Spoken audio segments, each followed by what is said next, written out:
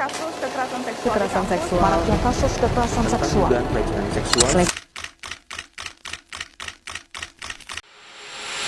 Gue yakin, lu pasti pernah ngalamin atau setidaknya dengar cerita tentang ini. Fenomena yang bikin kita geleng-geleng kepala, kadang jijik, kadang juga miris. Kenapa sih? Di era digital yang serba canggih ini, justru banyak banget orang cabul berkeliaran di sosial media. Khususnya di platform kayak TikTok, Instagram, atau Facebook. Lu pasti sering kan, nemu video yang isinya biasa aja, nggak ada yang aneh, tapi kolom komentarnya isinya bikin jijik. Kata-kata kotor, godaan-godaan nggak senonoh, bahkan ada yang terang-terangan ngajak yang enggak-enggak. Dan parahnya, ini nggak cuma di kolom komentar doang, kadang nyasar sampai ke DM atau pesan pribadi.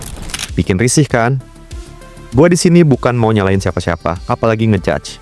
Gue cuma mau ngajak lu semua buat mikir bareng, kenapa sih ini bisa terjadi? Apa yang salah?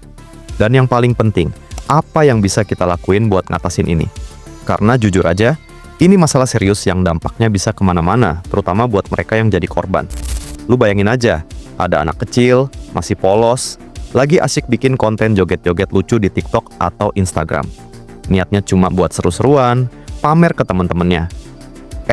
Tiba-tiba di kolom komentar, muncul orang yang nulis komentar cabul kayak, tebak warna, atau usia hanya angka, soal lubang bisa dipaksa. Kan ini gila.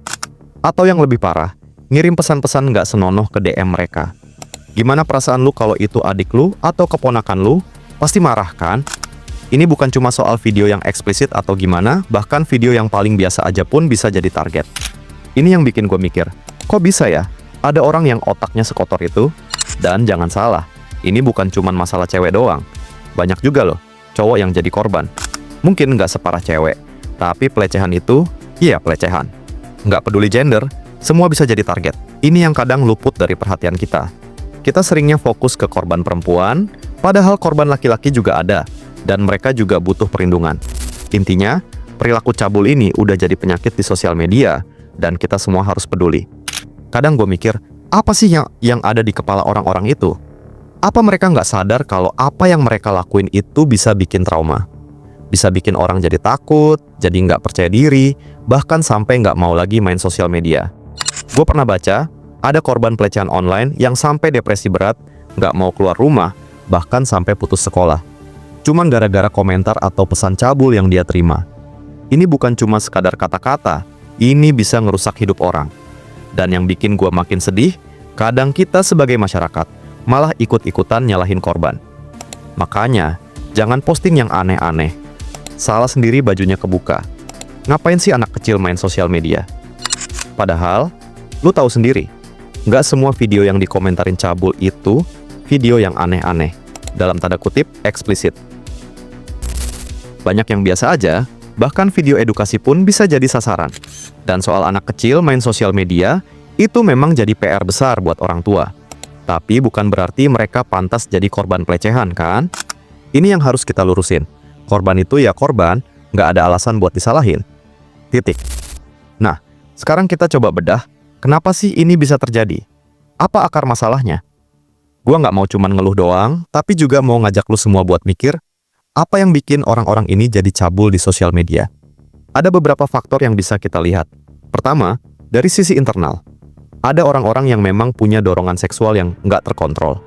Mungkin ada kelainan seksual, atau mungkin mereka punya fantasi-fantasi yang nggak sehat. Gua nggak bilang semua orang yang komentar cabul itu punya kelainan ya. Tapi ini bisa jadi salah satu faktor.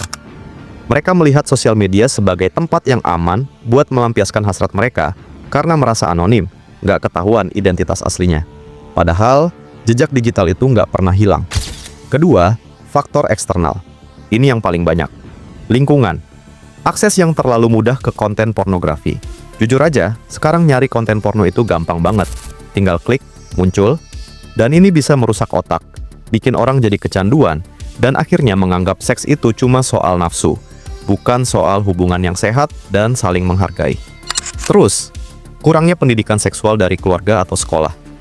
Banyak orang tua yang masih tabu ngomongin soal seks sama anaknya. Padahal, pendidikan seksual itu penting banget biar anak-anak tahu mana yang benar, mana yang salah, dan gimana cara melindungi diri mereka. Ketiga, peran pemerintah. Pemerintah juga nggak bisa lepas tangan. Gue tahu, pemerintah udah punya UU ITE dan UU TPKS. Tapi implementasinya harus lebih gencar.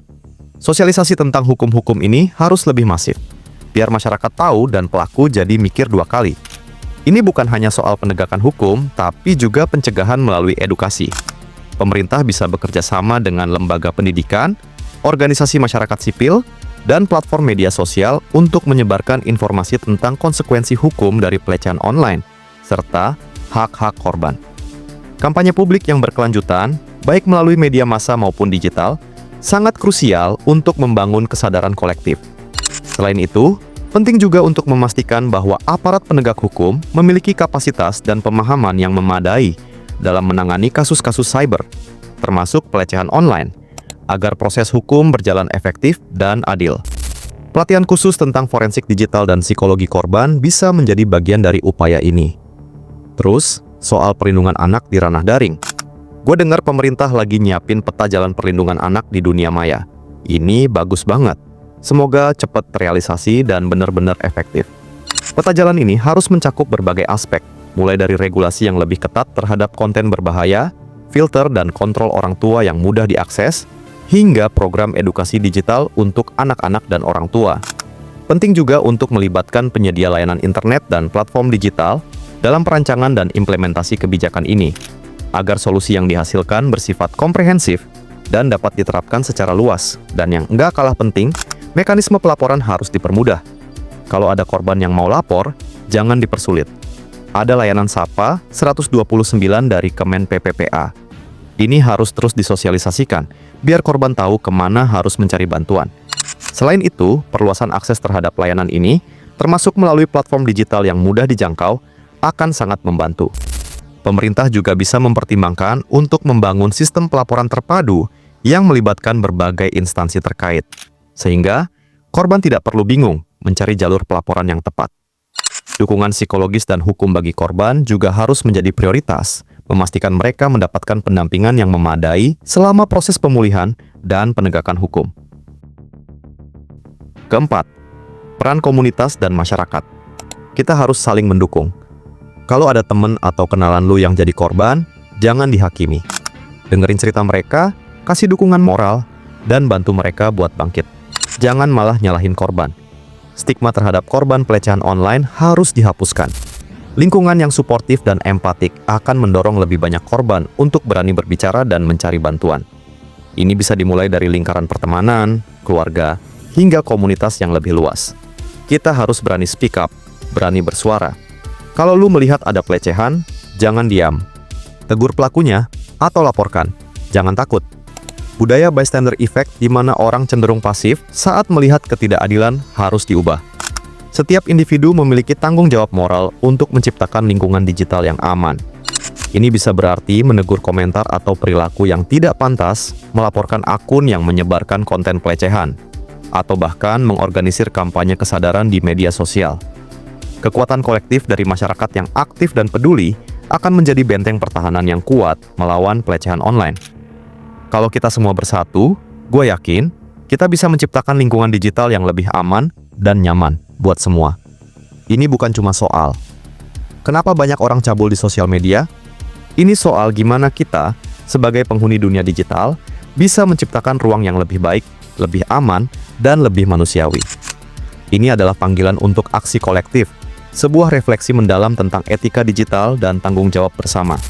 Kita tidak bisa lagi hanya menjadi penonton pasif di tengah maraknya kasus pelecehan.